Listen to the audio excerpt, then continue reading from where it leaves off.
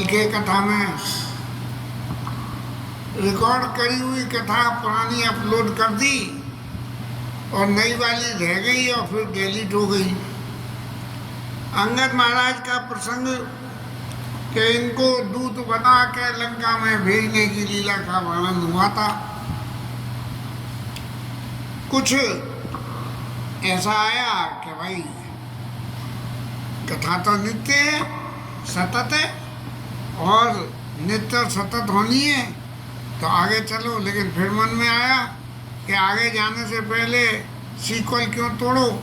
भैया अंगद जी महाराज की कथा तो भगवान की प्रभुता का सबसे बड़ा दर्शन है, तो उसको तो शुरू से ही लेने में समझदारी होगी। राम जी महाराज अपनी सभा में इस युद्ध के संभव प्रयासों के बारे में सब बात कर रहे हैं और जैसे रावण ने पूछा था कि किस तरह से युद्ध करा जाए, ऐसे ही राम जी महाराज भी पूछ रहे हैं। राजा का काम क्या है कि सबसे पहले दूसरों से पता करे और अपने मन की बात अपने मन में ही रखे। जब देखे कि ये बात फुलफिल हो जाएगी तभी डिस्क्लोज करे। तो भरत जी को राम जी ने, जब भरत जी ने कहा कि महाराज ये अयोध्या के राज्य का भार मेरे पे नहीं उठेगा और आप कह रहे हो कि पितुआ पल यही दो भाई होई, क्या है, लोगों वेदों होई बड़ाई, कुछ ऐसा सही है, शायद मैं गलत कह रहा हूँ। तब राम जी महाराज ने तो समझाया कि भरत जी ने तुम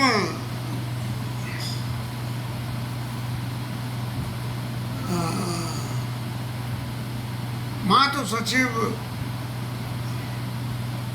क्या मौके पे ही सब फुस हो जाते हैं पटाखे। माता गुरुजी और माता पिता की आज्ञा से मान के तुम्हारे ऊपर तो जरा भी जो है राज्य शासन का भार नहीं होगा। लेकिन एक बात ये समझ लो कि तुमको जो है राज धर्म की जो नीति की सबसे बड़ी बात है कि जो मुखिया समाज में हो वो मुखिया मुख सो चाहिए खान पान कहूँ एक और पाले ही पोषे ही सकल अंग तुलसी सहित विवेक। विवेक के साथ में जैसे मुंह अब शरीर के सब अंगों को अब खून बनाने वाली क्रिया को खून बनाता है और खून को छान के गंदगी निकालने वाली क्रिया को जो है किडनियों को वो एनर्जी दे देता है, हार्ट को चलने की वो एनर्जी दे देता है, हाथ पैरों के मसल को चलने की एनर्जी वो दे देता है। लेकिन एक बात जो बहुत महत्वपूर्ण रही कि राज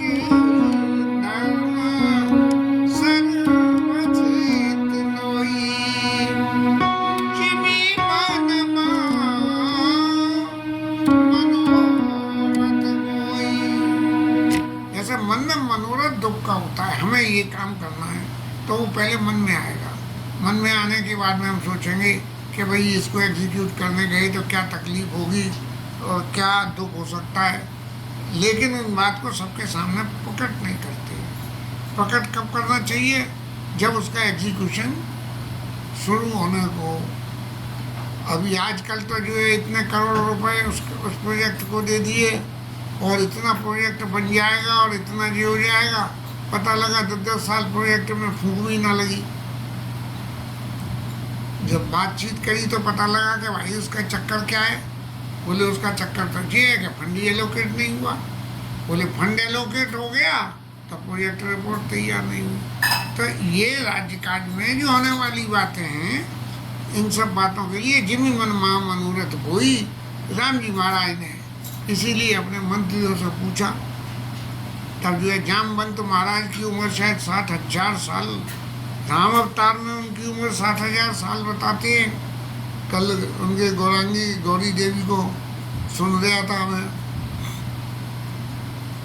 तो वो कह रही थी कि जामवंत की उम्र राम राज्य में 60,000 थी, इतने बूढ़े थे वो, और रावण से भी ज़्यादा बड़े होंगे उम्र में कितने, क्योंकि रावण खुद ने कही थी कि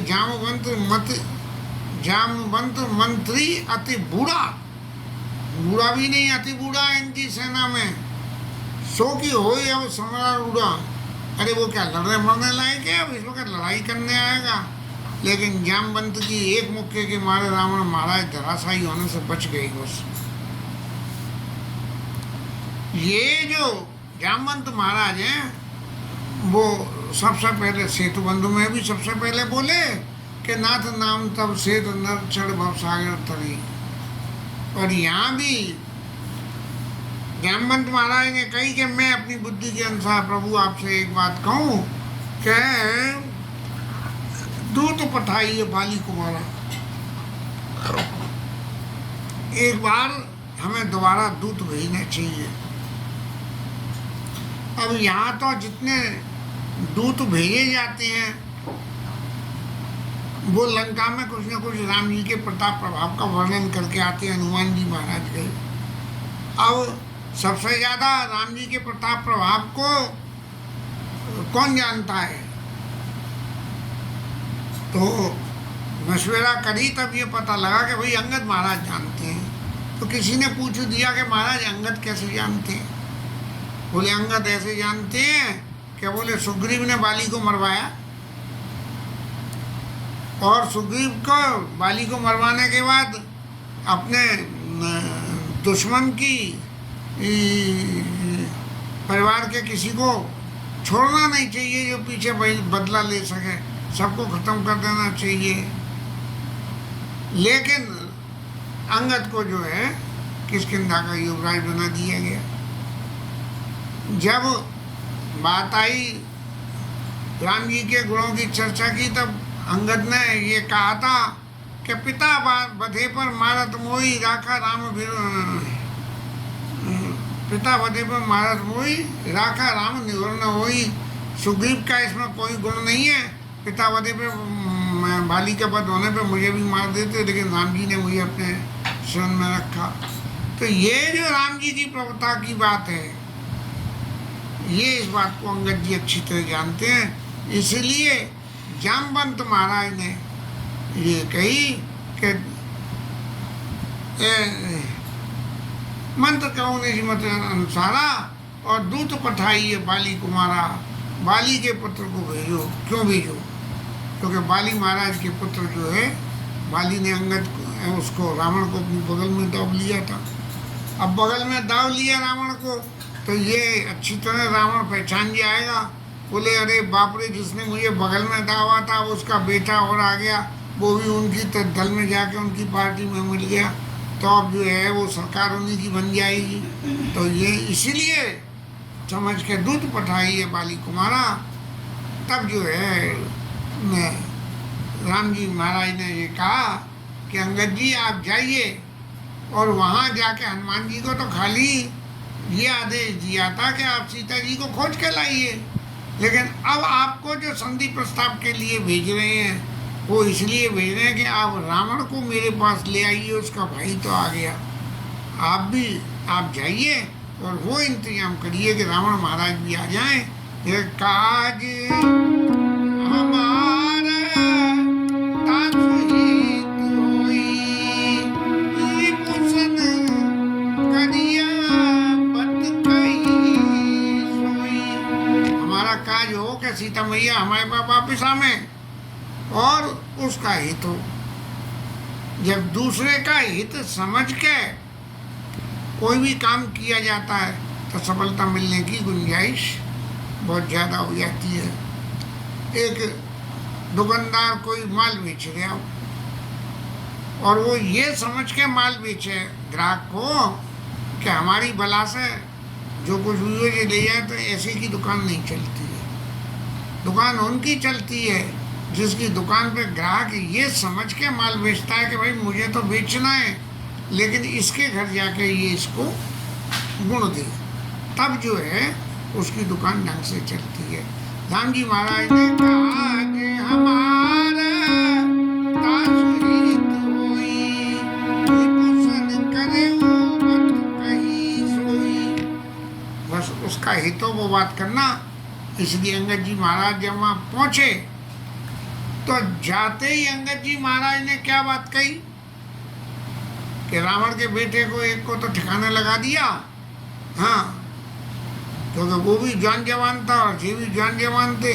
वो बंदर की जवानी बड़े मायने रखती है। बूढ़ा बंदर तो कुछ करता नहीं है और पकी उम्र का बंदर बड़ी दम तो होती नहीं है, लेकिन बड़ा रौब बड़ा दिखाता है। लेकिन छोटी उम्र का बंदर तो धै धन धना के करता है उछल कूद। इसलिए जो है अंगद महाराज जब गए हैं तब वो खुद भी राम जी से ये कह रहे हैं कि स्वयं सिद्ध सब काज, नाथ मोई आदर दियो, अस विचार युवराज, धन पुलकित हर्षित है। हृदय में बड़े प्रसन्न हो गए कि महाराज काम तो आपके करे होगा, नाम मेरा होगा, फोकट में बिना करे नाम मिल लिया है तो क्या बढ़िया बात है। प्रभु की कितनी कृपा है। अब रावण महाराज के वहाँ महलों में पहुँच गए, उनकी सभा में पहुँच गए अंगद महाराज। और जो अभिमानी व्यक्ति कभी सामने वाले को मान नहीं दे सकता है, तो रावण महाराज अभिमानी थे तो उन्होंने कोई या उनके मंत्री किसी ने, हालांकि जो और छोटे मोटे राक्षस थे उन सबों में तो लंका में घुसते ही अंगद महाराज को दरबार की रास्ता सीधी दिखा दी। बोले प्रभु दरबार इधर है, रावण महाराज इधर हैं। वो पहले वाले बंदर तो बड़े ऊधम करके गए थे, आप ऊधम मत करना। इस डर के मारे सब जो है बिन पूछे मग दे ही दिखाई कि यहाँ से चले जाओ, सीधे रावण महाराज के दर्शन हो जाएंगे। रावण महाराज ने बैठने की नहीं गई, लेकिन मैंने एक कोई कहाँ कुछ चित्र में देखा था, किसी कथा में देखा था, अंगद महाराज से हनुमान जी ने पूछ बढ़ाई थी, ऐसे ही अंगद महाराज ने पूछ बनाई और उसका गोल गोल करके इतनी लंबी पिंडी का आसन बना लिया कि वो जो है रावण के आसन से ऊंचा हो गया। और फिर हनुमान जी उसे पूछ को दाब के और बैठ गए। अब नहीं काज हमारा तासुरी तो हो ही, तो रावण के हित की बात क्या थी कि उन्होंने ये कही कि महाराज आप देखो मेरे पिताजी की और आपकी लड़ाई हुई थी और फिर मित्रता हो गई आपकी, इसलिए मैं आपके पास आया हूँ। रावण ने पूछा कि भैया कई नाते मानी मिताई, कैसे मित्रता थी। मैं सब अपना द्वारा समझाया। रावण ने उनको जो है लांछन दिया कि व्यर्थ गर्व न गए व्यर्थ तुम जायो और निर्मुख तापस दूत कहाए हो। अपने मुंह से तुम उन तपस्वियों के राम जी लक्ष्मण के दूत बने हो और भाली के पुत्र होने के बावजूद भी तुमने जो है अपने परिवार की नाक कटवा दी। लेकिन अंगद महाराज को इस बात को जरा भी बुरा नहीं लगा और उन्होंने उसकी भाषा का कड़वे शब्दों के साथ जवाब ये दिया कि देखो रावण, यदि तुम अपना कल्याण चाहते हो तो तुम जो है सीता जी को आगे करके अपनी सभी जनानों को संग लेके और सबसे आगे मुंह में एक तिनका दबा के, माने आप ये सामने वाले को इशारा है कि मैं कुछ नहीं बोलूँगा, महाराज जो आप बोलो तो बोलो। प्रतपाल रघुवंश मणि करुणा सिंध त्राही त्राही अब मो आरत गिरा सुनत प्रभु अभय करे गो तोई। तेरे को जो है भगवान अभय कर देंगे कि जा तेरा कुछ नहीं होगा, तू ऐसा मत समझ के तू शरण में आया है तो मैं मारूंगा। ऐसे वचन जो है जब रावण से कही, लेकिन रावण के अभिमान से वो वचन समझ में नहीं आए और अंगद को जो है उल्टी सीधी बातें दुनिया भर की बोली गई। अब उन सब बातों पे मेरा ज़्यादा तो कोई कभी समझने का मौका नहीं लगा। आज ठाकुर जी की कृपा से कुछ कहने का मौका हाय हाय। अब अंगद महाराज से जब ये कह रहे हैं कि तुम्हारा तो व्यर्थ जन्म ही बेकार हो गया, तब अंगद महाराज कहने लगे कि देख रावण, मैं जो है तेरे पास जो आया हूँ वो तुम्हें ये शिक्षा देने आया हूँ कि तुम कहते हो कि मेरी इतनी भारी चौकसी है, तो बोले चौकसी क्या है कि हनुमान जी घुसी आए। बोले और चौकसी क्या है कि तेरा नगर जला दिया। इतनी, अब तुम इतने पे भी ये कहते हो कि मेरे यहाँ इतनी चौकसी है, और तुम अपने आप को धर्मशील कहते हो कि मैं धर्मशीलता है। तो धर्मशीलता तुम्हारी काय की धर्मशीलता रही कि तुम्हारी बहन के नाक कान कट गए, और तुम्हें नाक कान कटने के बाद तुरंत ही जो है राम जी के ऊपर हमला कर देना था, ये क्यों सोचा? बल्कि तुमने तो उल्टा करा कि खरदूषण मोहि संबलवंता नहीं क्यों मारे बिनु भगवंता। तो और जो यदि भगवान ने अवतार लिया है तो मैं जाए बेर हट करूँ, प्रभु सर तजे प्राण भवतरऊं, ऐसा ही कुछ है। तो वो जो है संसार से पार हो जाऊंगा मैं, इसलिए बजाय मित्रता करने के उनसे दुश्मनी साध लो। एक बड़ी बात जो शास्त्र के जो कुछ अध्ययन से सीखा, हमारे छोटे ताऊ जी भी कहते थे, वो भी परम भक्त थे। तो वो जो है ये कहते थे कि प्रभु भगवान जो है दुष्टों का जल्दी उद्धार करते हैं, और जो भगवान की साधना में लगते हैं उनको देर में उद्धार करते हैं। कंस ने बैर करा तो पहले कंस को मारा, वो रावण महाराज ने बैर करा तो उनका भी उद्धार कर दिया। जितने बंदर जो उनके संग में थे वो तो सब दोबारा युद्ध के बाद जिंदा हो गए, और राक्षस सबसे मुक्त हो गए। तो जो भगवान से बैर करे उसका जल्दी उद्धार हो जाता है। तब अंगद महाराज कहने लगे कि भाई तुम्हें इतनी भी इलाज नहीं है कि तुम्हारी बहन के नाक कान कट गए और तुम चुपचाप बैठे रहे। अब कहते हो कि मेरी सेना इतनी बली है, तो तुम्हें जरा भी ये झूठ बोलते हुए लाज नहीं आती है? तो रावण ने कही कि भाई देखो अंगद, लाज काय बात की आवेगी, पहले तुम हमारी और अपनी सेना की तुलना कर लो। तुलना सेना चाहे कितनी भी बली हो, लेकिन सेना के ऊपर जिसके बिहाफ पे सेना है, यदि उसका चरित्र सही है तो जीत उसकी होती है। माध्यम सेना होती है लेकिन जीत उसकी होती है जिसका चरित्र सही होता है। यहाँ रावण का चरित्र सही नहीं है, राम जी का चरित्र सही है, इसलिए जीत तो राम जी की होनी है। अब रावण ने व्याख्या में सबसे कह दी कि जामवंत तो बूढ़ा है, नल नील तो शिल्पकर्म जानते हैं, बस एक ही बात समझ में आती है, वो छोटा सा एक बंदर पहले तुमने भेजा था ना, वो बली है। तब अंगद हंस के कह रहे हैं कि रावण सत्य बचन कहो निश्चर ना, साचु कीन पुरदाहा। हमने कहा कि वो आया था जिसने लंका जलाई थी, तो बोले सच्ची बताओ क्या वास्तव में उसने लंका जला दी थी? तब जो है तुम जिसको सोवट बता रहे हो हनुमान को, वो तो सुग्रीव का छोटा सा दूत है चलने वाला, और उसने बिना प्रभु की आज्ञा के लंका जला दी, और इसीलिए डर के मारे उस रावण के मुंह से और बातें कहलवाने के लिए कि वो अपनी कमजोरी की बातों को कहे, उसके सामने अंगद जी ने कहा, फिर ने कही सुग्रीव का कई बार लुकाई, क्योंकि बिना आज्ञा के जो है उसने आग लगा दी, इसलिए वो सुग्रीव पे नहीं गया, कहीं छुपा ढूंढ लिया।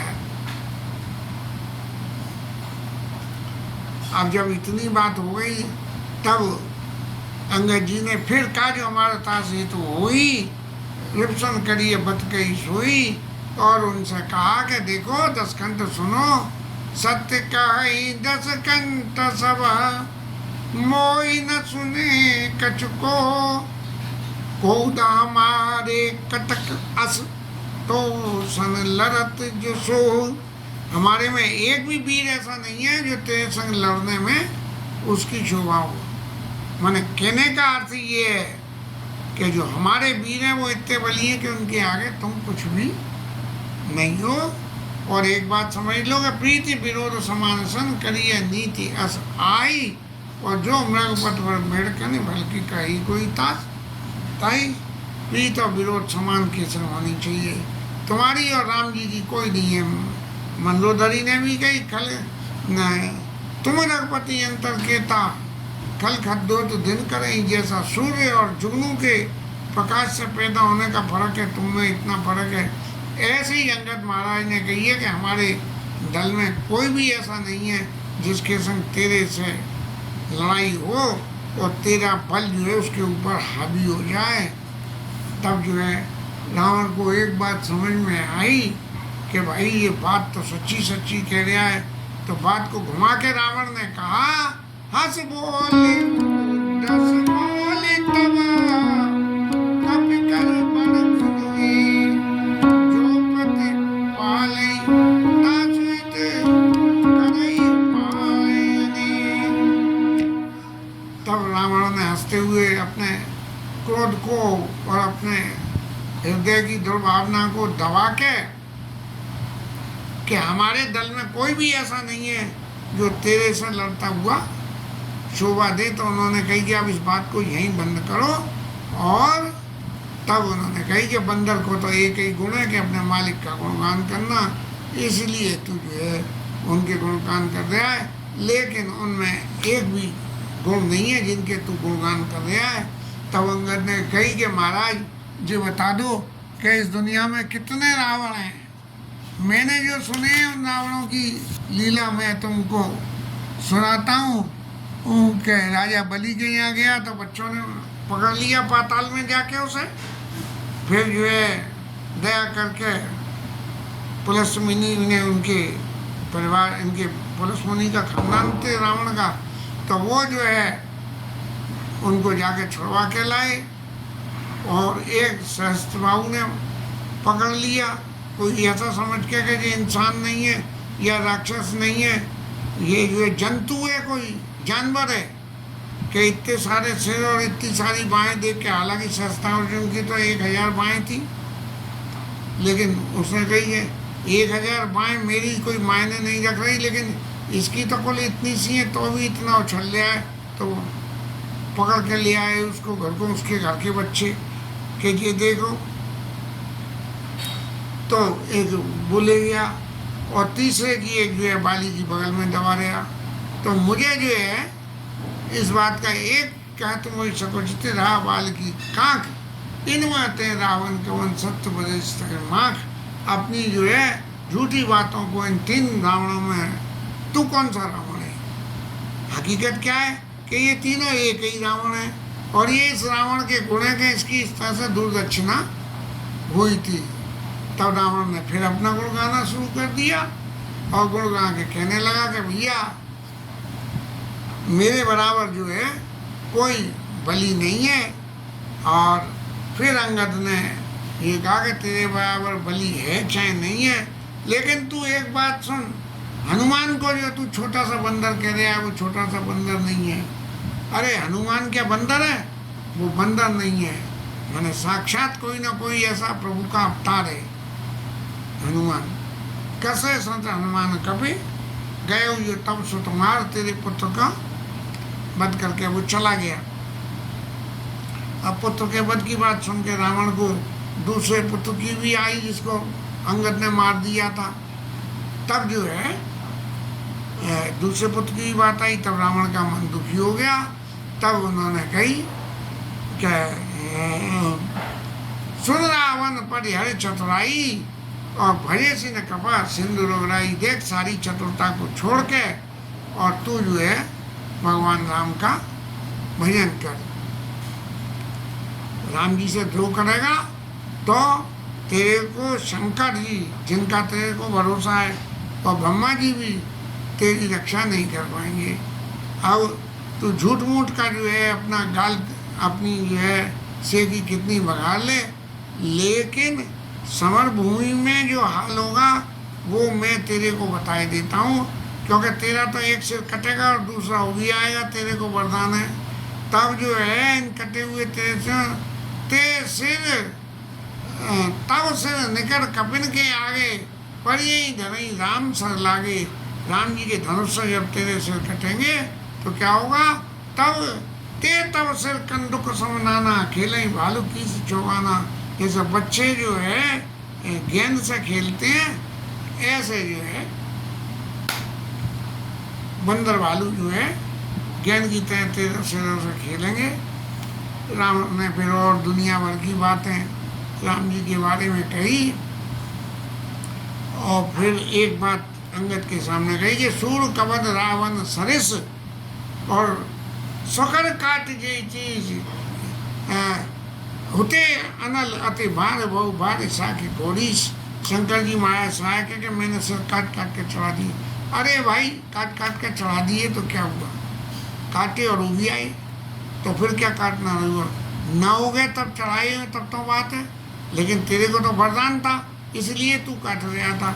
और ये कहा कि तू अपने आप को सिर काटने वाले को तो बड़ा बली समझ रहा है। वो जो जादू दिखाते हैं वो जाने क्या क्या काट देते हैं, लेकिन उसको तो कोई ये नहीं कहता कि ये बहुत बली है।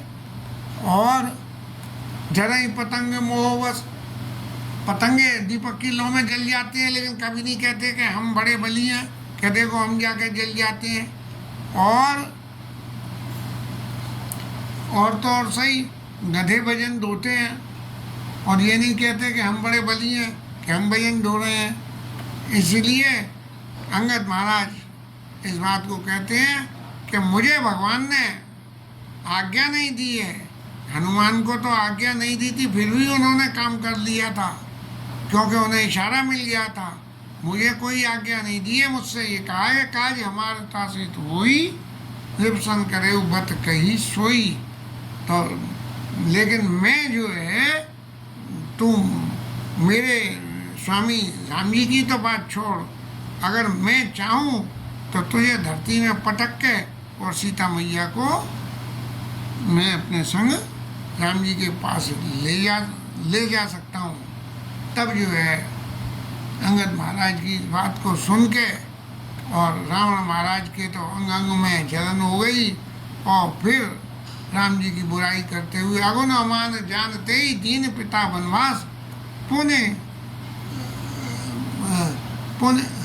सोदो कर ज्योति विरह पुण्य निस्दिन ममतास।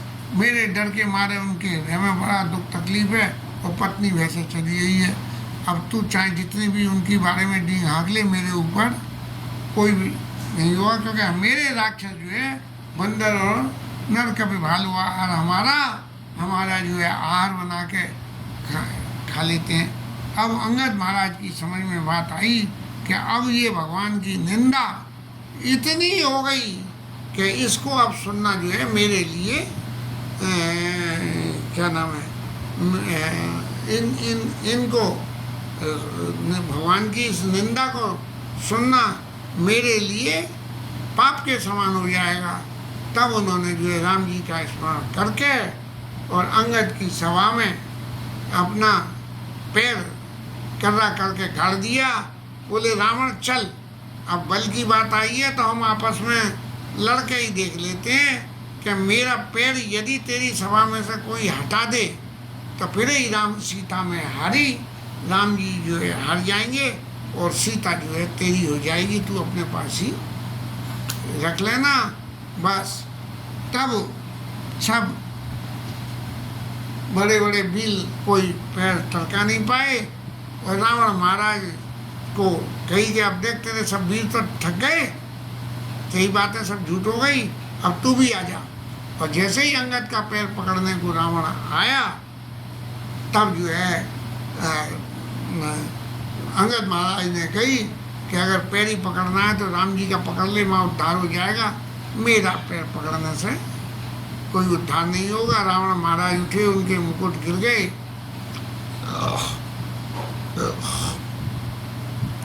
रावण महाराज उठे और उनके मुकुट गिर गए। तब अंगद महाराज ने वो चार मुकुट लेके भगवान के पास में भेज दिए। और रावण को जब ये पता लगा कि ये अंगद से मेरी पार नहीं पड़ेगी, तब जो है रावण महाराज मन में बड़े दुखी हुए। अंगद महाराज ये कहते हुए कि तू जो है ढोंगी पाखंडी है, गाल बजाता है, तेरे को शर्म नहीं आती है। अरे स्त्री तृतीय चोर कुमार गामी, खल मल राशि मंद मति कामी, तू कामी है। खल मल राशि, मल के समान खराब है। अरे तेरे को ये समझ में नहीं आती कि इतनी इतनी बातें देखते हुए ये देख के कि तेरे को पैर तक नहीं हिलाया गया, तब जो है शर्म नहीं आती ऐसा करके। और रावण के दल को राम जी का गुणगान सुना के और अंगद जी महाराज जो है बिना सीता मैया से मिले हुए और रेपो दल धरसी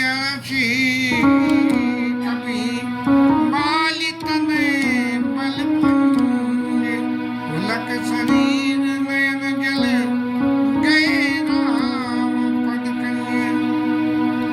जाके जो है ये क्योंकि रावण की ऐसी दुर्गति करके बाली महाराज अंगद महाराज लौटे, तो उनके नेत्रों में राम जी की कृपा का अनुभव करते हुए आंसू आ गए और राम जी के चरणों में गिरे। राम पद कंज भगवान के चरणों में गिरे और मंदोदरी फिर रावण को समझाने का प्रयास कर रही है कि देखो 2 बार तो समझा चुकी, अब ये तीसरी बार है, तीसरी बार जो है समझा रही है इसके करीब।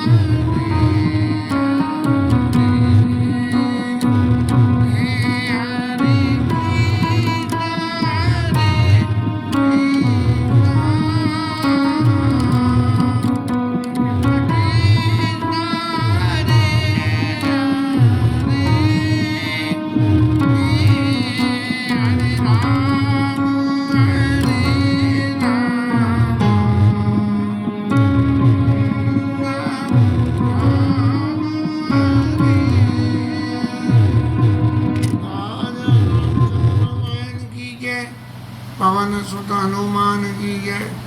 उमापति महादेव की है, श्री राज धरण की है, श्री राधा रानी। जय जय श्री रानी।